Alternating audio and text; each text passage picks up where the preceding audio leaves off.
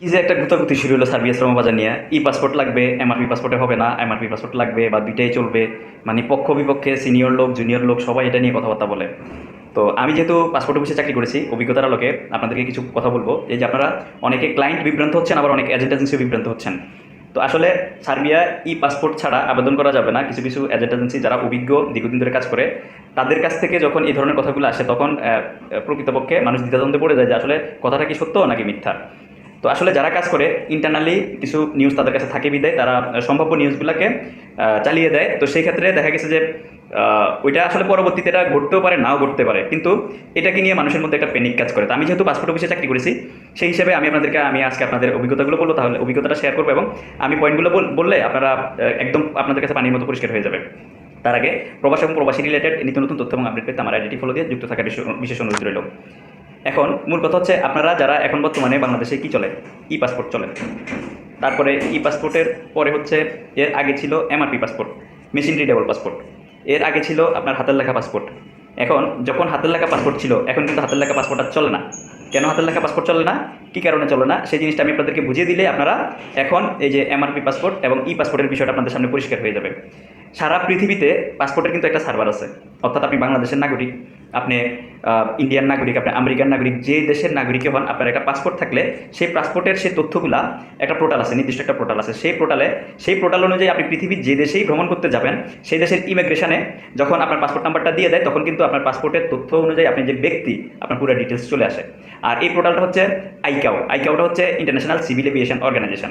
তো international civil aviation অর্গানাইজেশনের কিন্তু নিয়ম অনুযায়ী কিন্তু মূলত আপনার ইয়েটা হয়, আপনার এই পাসপোর্টগুলো হয়। তারা যখন যে ডিক্লারেশন দিবে, সেই ডিক্লারেশন অনুযায়ী পৃথিবীর যে কোনো দেশের ইমিগ্রেশন বা এম্বাসিগুলো সেইভাবে পাসপোর্ট কন্ট্রোল করে। আপনারা দেখবেন, আমি যখন পাসপোর্ট অফিসে চাকরি করছিলাম, তখন আমরা প্রত্যেকটা এই অ্যাপ্লিকেন্টের, এখনও নেওয়া হয়, আগেও নেওয়া হতো, আমরা আপনার ফিঙ্গারপ্রিন্ট নিতাম। এটা হচ্ছে আপনার আইকাওর আন্ডারেই ছিল office verification, international fingerprint verification. এটা তারপরে ছবি, বায়োমেট্রিক, এর পরবর্তীতে এখন কিন্তু আপনার চোখের রেটিনাও নেই, আগে কিন্তু নিত না। এই জিনিসগুলো, এগুলো সবগুলো কিন্তু আইকাও সার্ভারে কিন্তু জমা হয়। তো এখন দেখেন, একবার আইকাও ডিক্লারেশন দিয়ে দিয়েছে যে একটা নির্দিষ্ট সময় দিয়ে দিয়েছিল যে এই বছর, মানে 2013 সাল কি 14 সাল, আমার এখন ওই সালটা মনে নাই, মানে এরপরের থেকে, মানে 2014 সালের ওই সময়টা থেকে আপনার কোনো হাতের লেখা পাসপোর্ট পৃথিবীতে চলবে না। তারা যখন ডিক্লারেশন দিয়ে দিয়েছে, তখন এর ওই নির্দিষ্ট ডেটের পর থেকে কিন্তু হাতের লেখা পাসপোর্ট একেবারে পৃথিবী থেকে চিরতরে হারিয়ে গিয়েছে। পরবর্তীতে কি হলো, এমআরপি পাসপোর্ট এবং ই পাসপোর্ট এটা চালু হয়েছে, মানে এমআরপি পাসপোর্ট চালু হয়েছে।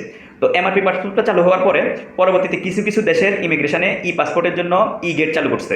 আর ই পাসপোর্টের এই ই গেট পরিষেবাটা সারা পৃথিবীতে সকল দেশের সকল বর্ডার কন্ট্রোল, সকল ইমিগ্রেশন এখনও চালু হয় নাই বিদায় খুব সহজেই কিন্তু ওই যে হাতের লেখা পাসপোর্টটা যেভাবে বিলুপ্ত হয়ে গিয়েছে, এমআরপি পাসপোর্টটাও বিলুপ্ত হবে। কিন্তু এখনও পর্যন্ত এমআরপি পাসপোর্টটা বিলুপ্ত হওয়ার মতো এখনও দিনক্ষণ আসে নাই।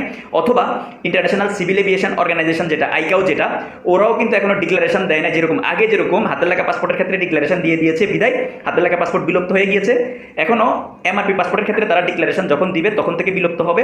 বাট এখনও পর্যন্ত সেই নির্দেশনা আসে নাই। তার মানে নির্দেশনা না আসা পর্যন্ত আপনার এমআরপি পাসপোর্ট এবং ই পাসপোর্ট এটা কিন্তু চলমান থাকবে। তবে হ্যাঁ, টুডে অ্যান্ড টুমোরো হাতের লেখা পাসপোর্ট যেভাবে বিলুপ্ত হয়ে গিয়েছে, ঠিক এমআরপি পাসপোর্টটাও কিন্তু এরকম বিলুপ্ত হয়ে যাবে। পরবর্তীতে আবার ই পাসপোর্ট আসবে, নতুন সংস্করণ ই পাসপোর্টে থাকবে। পরবর্তীতে আবার দেখবেন নতুন কোনো সংস্করণ আসবে, তখন সেই পাসপোর্টের বিষয়টা আসবে। তো এখন পর্যন্ত পেনিক নেওয়ার কোনো কারণ নাই। আর যদি পেনিক নেন, যেমন সার্বিয়াতে এখনো পর্যন্ত কিন্তু গভর্নমেন্টের ওয়েবসাইটে কিন্তু এখনো পর্যন্ত লিখে দেয় নাই যে আমরা শুধুমাত্র ই পাসপোর্টে ভিসা স্ট্যাম্পিং করবো, এমআরপি পাসপোর্টে ভিসা স্ট্যাম্পিং করবো না।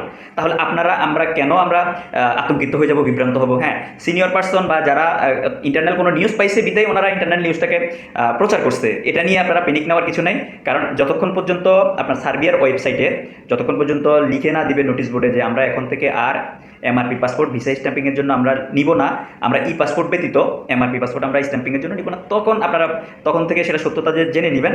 তার আগে আপনারা পেনিক নেওয়ার দরকার নাই। এই কথাটি বেশি বেশি শেয়ার করে যারা সার্বিয়াতে যাবেন ওনারা যেন এই তথ্যটি জানে, যারা বিজনেস করেন অথবা ক্লায়েন্ট এজেন্ট এজেন্সি, ওনাদের জন্য বেশি বেশি শেয়ার করে, ভিডিওটি শেয়ার করে এই তথ্যটা ছড়িয়ে দিন। ধন্যবাদ। আবারও রিকোয়েস্ট করছি, প্রবাসী রিলেটেড নিত্য নতুন তথ্য এবং আপডেট পেতে আমার আইডিটি ফলো দিয়ে যুক্ত থাকার বিশেষ অনুরোধ রইল। আসসালামু আলাইকুম রহমতুল্লাহি ওয়া বারাকাতুহু।